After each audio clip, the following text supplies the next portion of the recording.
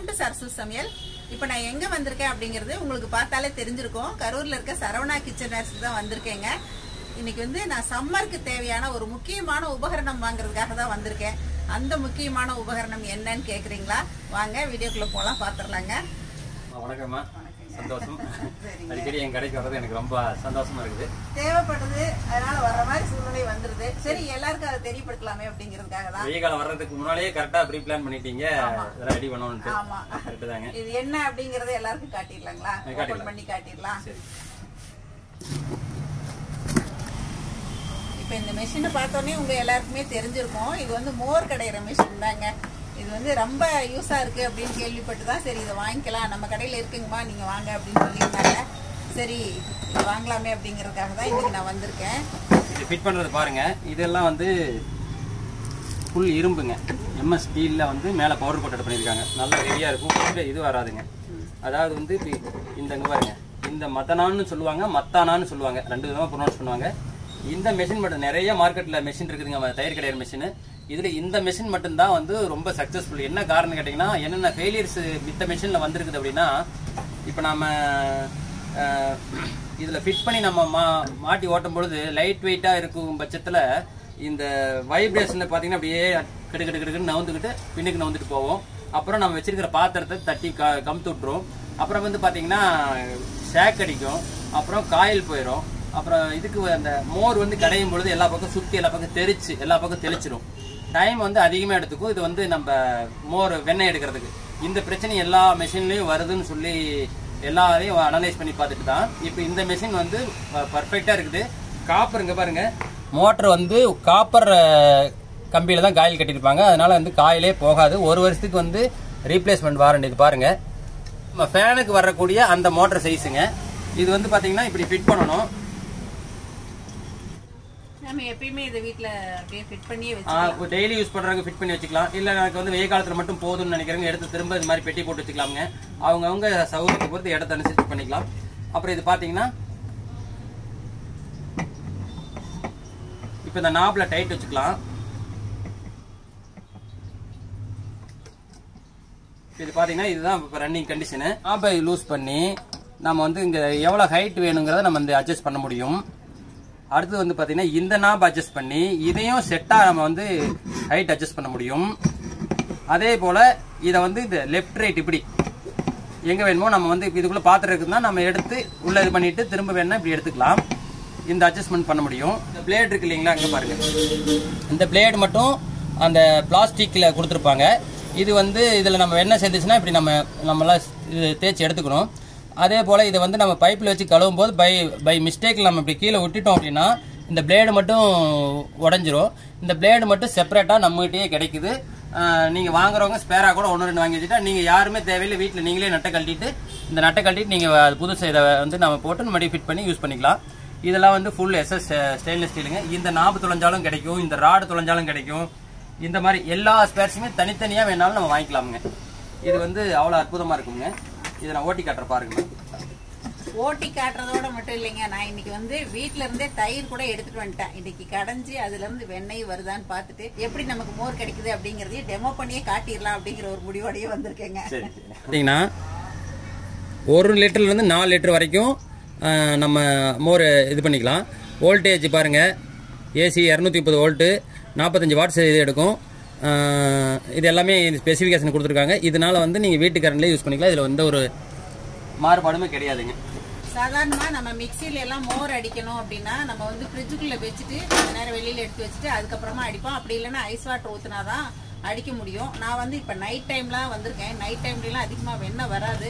இருந்தாலும் அவங்க வந்து ஃப்ரிட்ஜ்ல எல்லாம் வைக்க வேண்டியதில்லை, நீங்க சாதாரணமாவே அடிக்கலாம் அப்படின்னு சொன்னாங்க.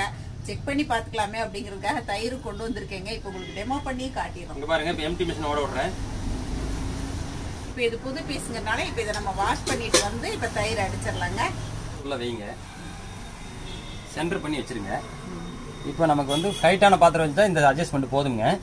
இது வந்து 1 லிட்டர்ல இருந்து 4 லிட்டர் வரைக்கும் நம்ம கடையலாமுங்க. இப்ப 4 லிட்டர் கடையிறவங்க பெரிய பாத்திரம் வந்து அப்படியே வச்சா போதும். இப்ப இந்த அட்ஜஸ்ட்மெண்ட்ல நம்ம சரி பண்ணணும். இதை நாப் லூஸ் பண்ணிங்க. கீழே கொண்டு வரணும். தண்ணி விட்டுக்கலாங்களா? விட்டுறலாங்க. மோட்டர் போட்டு போட்டு நம்ம எப்படி வருதுன்னு பார்த்துடலாங்க. நீங்களே மோட்டர் ஆன் பண்ணுங்க. ஆன் பண்ணிருங்க. அமுத்தி வருது. இதில் வந்து கொஞ்சம் நேரம் அடித்தாவே இதில் வெண்ணெய் ஒதுங்கிடும். ஆனால் நம்ம வந்து இன்னும் கொஞ்சம் பாத்திரம் வந்து கொஞ்சம் அகலமான பாத்திரமாக இதுக்கு தகுந்த மாதிரி எடுத்துருக்கணும். நான் வந்து கொஞ்சம் சின்ன பாத்திரமாக இன்றைக்கி வச்சுட்டேன். அந்த தயிரில் வந்து கொஞ்சம் உள்ளே இறங்கினா போதும், பாட்டத்தில் வந்து டச் ஆகக்கூடாது. அந்த மாதிரி செட் பண்ணி தான் இப்போ நாங்கள் மோர் அடிச்சிட்ருக்கோம். நான் கொஞ்சம் சின்ன பாத்திரத்தில் தயிர் எடுத்து வந்துட்டேங்க. அதனால் இப்போ நாங்கள் வந்து கொஞ்சம் பெரிய பாத்திரமாக வச்சுக்கிட்டோம். இப்போ ஒரு 10 நிமிஷமே ஆயிடுச்சுங்க. வெண்ணெய் ஒதுங்கி இருக்கு. நம்ம பார்த்துடலாம். நான் இன்னைக்கு தயிர் மட்டும் தான் கொண்டு வந்திருக்கேன். நம்ம இன்னும் கொஞ்சம் ஆடையோட கொண்டு வந்தோம் அப்படின்னா நமக்கு அதிகமான அளவில் வெண்ணெய் கிடைக்கும். இன்னைக்கு தயிரை மட்டும் அடிச்சதால அதில் இருக்க வெண்ணெய் மட்டும் தான் நமக்கு கிடைச்சிருக்கு. இப்போ அதை பார்த்துடலாங்க. இந்த பிளேடு பார்த்தாலே தெரியும் இதில் எவ்வளோ எண்ணெய் வந்திருக்குன்னு. பாருங்க, இது எல்லாமே நமக்கு வந்து வெண்ணெய் கிடைச்சிருக்கு.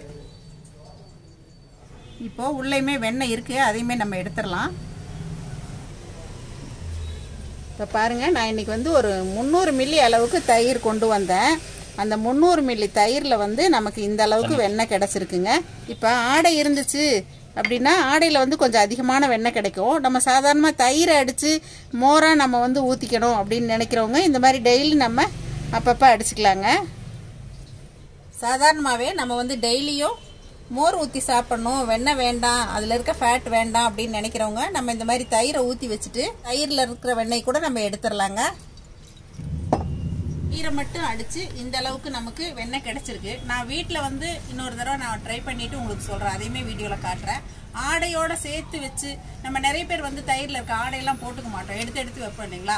அதை அடித்து அதில் எவ்வளோ வெண்ணெய் வருது அப்படிங்கிறதையும் காட்டுறேன். ஆனால் இது வந்து ஒரு 10 நிமிஷம் தான் அவங்க வந்து நமக்கு டைம் சொன்னாங்க. ஆனால் 10 நிமிஷத்துக்கு முன்னாடியே இதில் இருக்க வெண்ணெயெல்லாம் தனியாக பிரிஞ்சிருச்சுங்க. கொஞ்சம் இந்த மாதிரி அகலம் உயரம் இருக்கிற மாதிரி பாத்திரமா எடுத்துக்கணும். நான் ஃபர்ஸ்ட் வந்து தயிர் கொண்டு வந்த பாத்திரத்தையே வச்சுட்டேன். கொஞ்சம் லேசாக தெறிக்க ஆரம்பிச்சிருச்சு. அதனால வந்து நாங்கள் பாத்திரத்தை மாற்றிட்டோம். அதனால நம்ம மோர் கடையிறதுக்கு தகுந்த பாத்திரமா வச்சுக்கணும். உயரமான பாத்திரம் வைக்கும்போது நம்ம இந்த ஸ்டாண்டை வந்து அட்ஜஸ்ட் பண்ணி வச்சுக்கலாம். கொஞ்சம் கூட வெளியிலேயே தெரிக்காதுங்க. நான் வந்து இன்னைக்கு இங்கேயே டெமோ பண்ணி வாங்கிட்டு போகணும் அப்படிங்கிறதுக்காக தான் தயிர் கொண்டு வந்தேன். நானும் இதுதான் ஃபர்ஸ்ட் டைமுங்க. இனிமேல் வீட்டில் போய் தான் யூஸ் பண்ண போகிறேன். எல்லாருக்குமே வந்து இது புதுசாக இருக்குது, எப்படி யூஸ் பண்ணுறதுன்னு தெரியாது அப்படிங்கிறதுக்காக உங்களுக்குமே நாங்கள் வந்து டெமோ பண்ணி காட்டிட்டோம். இப்போ இன்னைக்கு நான் சரவணா கிச்சன் வேஸ்க்கு வந்து இந்த மோர் கடையிற மிஷினை உங்களுக்கு டெமோ பண்ணி காட்டிட்டேன். எல்லாருக்குமே ரொம்ப யூஸாக இருக்கும் அப்படின்னு தான் நினைக்கிறேங்க. இந்த வெயில் காலத்துக்கு அதுவுமே ரொம்ப யூஸாக இருக்கும். அதனால தான் நானே வாங்கிட்டு போகிறேன். இப்போ இதோட ப்ரைஸை பற்றி சொல்லுங்கள். ஆமா, இதோட பிரைஸ் வந்து இன்னைக்கு வந்து பிப்ரவரி 7, 2024 இன்னைக்கு தேதி பிரகாரம் இது 2850ங்க. இது வந்து டைம் ஆக மாறுதலுக்கு உட்பட்டது கம்பெனியில சேஞ்ச் பண்ணிட்டே இருப்பாங்க. இன்னைக்கு தேதி பிரகாரம் இது 2850ங்க. 2850 ரூபாய். நீங்க நிறைய பேர் வந்து விலை சொல்லுங்கன்னு கேக்குறீங்க, சொல்லிட்டேங்க. நானே வந்து இதுக்கு முன்னாடி ஒரு பெரிய மிக்ஸி வாங்கினேன் இல்லைங்களா. அந்த மிக்ஸி வாங்குறப்ப வந்து கொஞ்சம் கம்மியா வாங்கினேன். அதுக்கப்புறம் இப்ப நான் வாங்கி எத்தனை வருஷம்? 3 வருஷம் ஆகுதுங்க. அந்த வீடியோ பார்த்துட்டு நீங்க வீடியோல அவ்வளவுதானே சொன்னீங்க, இப்போ வந்து நீங்க கேக்குறாங்க அப்படிங்கறதுனாலதான் நான் வந்து எதுக்குமே விலை சொல்றது இல்ல. நீங்க வந்து வாங்கும்போது என்ன ரேட்டோ அந்த ரேட் வந்து ரீசனபிளா தான் சொல்லுவாங்க. இப்ப நான் இதுக்கான விலையும் உங்களுக்கு கேட்டு சொல்லிட்டேங்க. இப்ப பாருங்க, நான் வீட்டுக்கு வாங்கிட்டு வந்ததுக்கு அப்புறம் இன்னைக்கு மோர் அடிக்கலாம் அப்படின்னு சொல்லிட்டு இப்ப நான் இந்த மிஷினை போட்டுவிட்டு மோர் அடிச்சிட்டு இருக்கேங்க. இதுல வந்து ஆடை தான் அதிகமா இருந்துச்சு. இப்ப இதுல எல்லாம் நமக்கு வெண்ணெய் வர்றது ரொம்ப ஈஸியா இருக்கும்.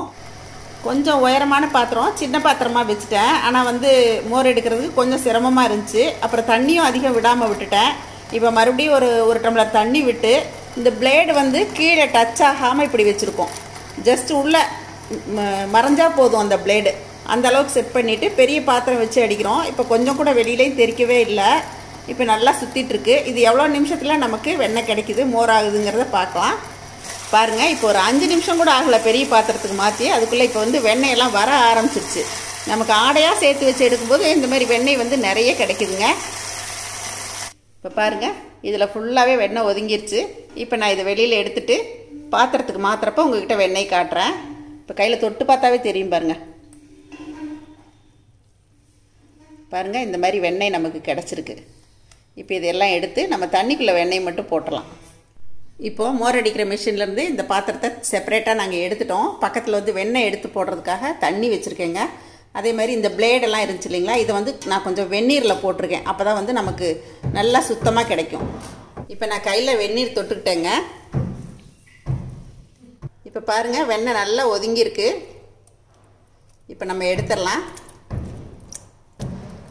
இப்போது இந்த மாதிரி எடுக்கிற வெண்ணெயை கையில் நல்லா இந்த மாதிரி உருட்டிட்டு இந்த மாதிரி பிழிஞ்சு விட்டீங்க அப்படின்னா இதில் இருக்க மோர் எல்லாமே உள்ளே போயிடும். மோர்லேருந்து இந்த மாதிரி வெண்ணெய் எடுக்கும்போது கையில் இந்த மாதிரி உருட்டி கொடுங்க. உருட்டி கொடுக்கும்போது பெருவரில் வச்சு இந்த மாதிரி ப்ரெஷ் பண்ணிங்க அப்படின்னா இதில் இருக்க மோர் எல்லாமே வெளியில் வந்துடும். இப்போ நம்ம இதை எடுத்து தண்ணியில் போட்டுடலாங்க. பாருங்கள், நல்லா பிழிஞ்சு விட்டுட்டீங்க அப்படின்னா இந்த மோர் எல்லாமே வெளியில் வந்துடுங்க. பக்கத்தில் தண்ணி வச்சுட்டு தண்ணிக்குள்ளே போட்டுக்கணும். எப்பயுமே ஒரு 4-5 நாள் ஆடை இருந்துச்சு, கூடவே வீட்டில் தயிர் எல்லாத்தையுமா சேர்த்து தான் இன்றைக்கி நான் மோர் அடிச்சிருக்கேங்க. தனியாக தயிர் மட்டும் அடித்தா நான் சரவணா கிச்சன் வேர்ஸில் மோர் கடைஞ்சி காட்டினேன் இல்லைங்களா, அந்த மாதிரி குறைவான அளவு தான் வெண்ணெய் கிடைக்கும். நம்ம ஆடையோடு சேர்த்து அடிக்கும்போது இந்த மாதிரி கொஞ்சம் அதிகமான அளவில் வெண்ணெய் கிடைக்குங்க. பிழிஞ்சு விட்டுட்டு தண்ணியில் போட்டு நெய் காய்ச்சும் போது கசடு இருக்காது அடியில். அதுக்காக தான் நம்ம இந்த மாதிரி நல்லா மோரையெல்லாம் கையில் பிழிஞ்சு விட்டுட்டு இந்த மாதிரி வெண்ணெய் எடுத்துக்கணுங்க.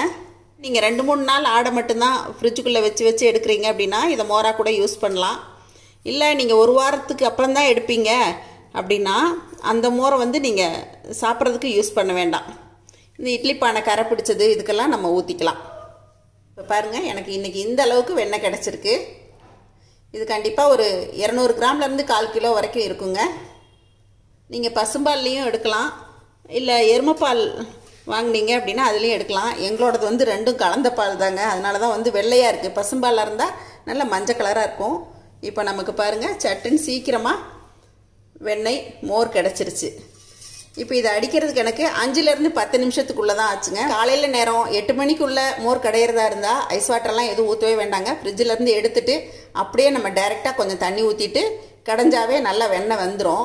இதே வந்து நீங்கள் 10 மணிக்கு மேலே வெயில் நேரத்துலலாம் நீங்கள் கடையிறீங்க அப்படின்னா கொஞ்சம் ஐஸ் வாட்டர் ஊற்றிட்டு அதுக்கப்புறம் கடைஞ்சாதான் வெண்ணெய் கிடைக்குங்க. நான் இன்றைக்கி ஐஸ் வாட்டர்லாம் எதுவுமே ஊற்றலை, ப்ளைன் வாட்டர் தான் கொஞ்சம் ஊற்றிக்கிட்டேங்க. அதே சமயத்தில் கொஞ்சம் தண்ணி விட்டால் தான் சீக்கிரமாக கடைஞ்சி நமக்கு மோரும் வெண்ணெயும் கிடைக்குங்க. உங்களில் யாருக்காவது இந்த மோர் கடையிற மிஷின் தேவைப்பட்டால் நீங்கள் சரவணா கிச்சன் வேர்ஸ் கான்டாக்ட் பண்ணி வாங்கிக்கலாங்க. அவங்க நம்பர் உங்களுக்கு டிஸ்கிரிப்ஷன் பாக்ஸில் கொடுக்குறேங்க. நீங்கள் இவ்வளோ நேரம் வந்து எங்கள் கடையில் இந்த வீடியோலாம் எடுத்து போட்டது ரொம்ப சந்தோஷமா. இப்போ உங்கள் சப்ஸ்கிரைபர் நல்லா இருக்கணுங்கிறதுக்காக வெளியில் இப்போ வந்து பார்த்தீங்கன்னா மார்ச் ஏப்ரலில் தான் வெயில் காலம் நல்லா ஹெவியாக தொடங்க போகுது. நீங்கள் பிப்ரவரிலேயே இதுக்கு உண்டான இதெல்லாம் வந்து செஞ்சுட்டீங்க. இப்போ தான் எங்களுக்கும் தோணுது இந்த வெயில் காலத்துக்கு உண்டான என்னென்ன திங்ஸ் வேணுமோ வாங்கி நான் ஃபில் பண்ணணுங்கிறது இப்போ எங்களுக்கே நீங்கள் வந்ததுக்கப்புறம் தான். ஆமாம். அதனால முன்கூட்டியே நீங்கள் உங்கள் சப்ஸ்கிரைபருக்காக நீங்கள் வெயில் காலத்துக்காக நல்ல நம்ம வாங்குறோம் எல்லாருக்கும் தெரியப்படுத்தலாமே அப்படிங்கிறதுக்காக தாங்க யூஸ் பண்ணுங்க. ஓகேங்க, இந்த வீடியோ உங்க எல்லாருக்கும் பிடிச்சிருக்கும்னு நினைக்கிறேன். பிடிச்சிருக்கும் அப்படிங்கிறத விட உபயோகமானதா இருக்கும்னு நினைக்கிறேங்க. மறுபடியும் சந்திப்போம். நன்றி, வணக்கம். சரசஸ் ஃபுட் ப்ராடக்ட்ஸ் பொடி வகைகள் தேவைப்படுறவங்க இங்கே கொடுத்துருக்க வாட்ஸ்அப் நம்பரில் காலை 10 மணி முதல் இரவு 7 மணி வரைக்கும் எங்களை கான்டாக்ட் பண்ணி வாங்கிக்கலாங்க. தேங்க்யூ.